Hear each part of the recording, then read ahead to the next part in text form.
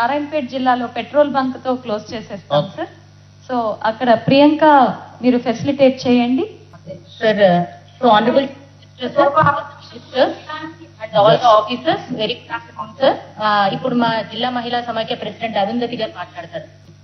గౌరవనీయులు ముఖ్యమంత్రి గారికి మరియు ఉప ముఖ్యమంత్రి గారికి, సీతక్క మేడం గారికి మరియు సిఇఓ మేడం గారికి, మా కలెక్టర్ మేడం గారికి, నా తోటి మహిళలందరికీ నా హృదయపూర్వక నమస్కారాలు. ఈ మా దగ్గర పెట్రోల్ బంక్ రన్ అవుతుంది సార్ సమాఖ్య ద్వారా. అది ప్రతి నెల మాకు 4 లక్షల వరకు, 4 లక్షల నుంచి 5 లక్షల వరకే వస్తుంది. అందులో ఖర్చులు పోను 2.5 లక్షలు మిగులుతుంది సార్. మా ఖర్చులకు జిల్లా సమాఖ్యకే వస్తుంది సార్ అది ఆదాయం. ఇప్పటి వరకు అయితే మేము 61 లక్షలు అమ్మినాం సార్. పెట్రోల్ డీజిల్ 61 లక్షలు 15 నెలల్లో. మాకు అందులో ఖర్చులు 34 లక్షలు పోను, 27 లక్షలు మా జిల్లా సమాఖ్యకు లాభం ఉంది sir. So last time video conference లో మీరు నాతో అన్నారు సార్ అన్ని జిల్లాలకు ఇవ్వచ్చా అని. సో ఇప్పుడు దాన్ని అందరికీ శాంక్షన్ చేసినందుకు చాలా సంతోషం సార్. నాకు ప్రతి జిల్లా సమాఖ్య అధ్యక్షులు కూడా అడుగుతారు మీ జిల్లా సమాఖ్య చూస్తాం పెట్రోల్ బంక్ అని. మీరు అంతకుముందు చెప్పిండ్రు అదే ప్లాన్ లో ఉన్నాం సార్. నెక్స్ట్ మంత్ అట్లా పిలిపించుకుంటాం వాళ్ళని ఖచ్చితంగా. ఇప్పుడు ఉన్న ప్రభుత్వం బస్సులు సార్, ఇంకా బస్సులు కూడా ప్రతి మండలానికి ఇవ్వడం జరిగింది. మాకు ఇంతకు ముందు ఒక 5 మండలాలకు మాత్రం వచ్చినాయి. వేరే వాళ్ళు ఉండి మాకు కావాలి అనే లోపే అందరికీ ఇచ్చేసిండ్రు బస్సులు. బస్సుల ద్వారా మండల సమైక్యాలు కూడా కొన్ని ఏమి మండల సమైక్య ఖర్చులకు కూడా లేని రోజులు ఉన్నప్పుడు ఈ బస్సుల ద్వారా ఒక 20,000 19,000 వస్తున్నాయి.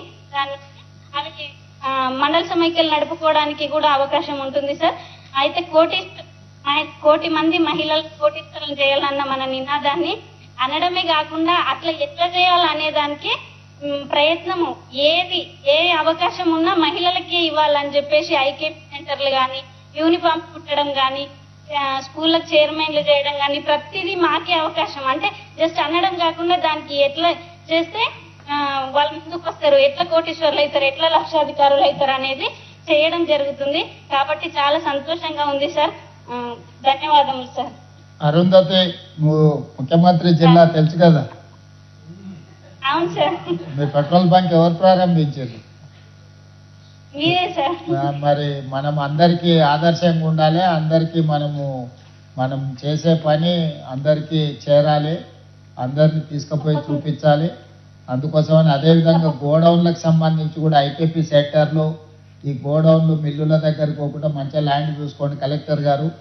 అక్కడ గోడౌన్స్ కోసం లాజిస్టిక్స్ పార్క్స్ అండ్ తర్వాత మన మిల్స్ కోసము, రైస్ మిల్లు దీనికోసము బ్యాంక్ లింకేజ్ ఇవ్వడానికి ఏం చేయాలి, స్థలం మంచి ల్యాండ్ ఎక్కడుందో చూసుకొని రవాణా సౌకర్యం ఉండాలి. అంటే రోడ్లు లేని ఏరియాలో మనం భూమి ఇస్తే కూడా వాళ్ళకు ఇబ్బంది అవుద్ది.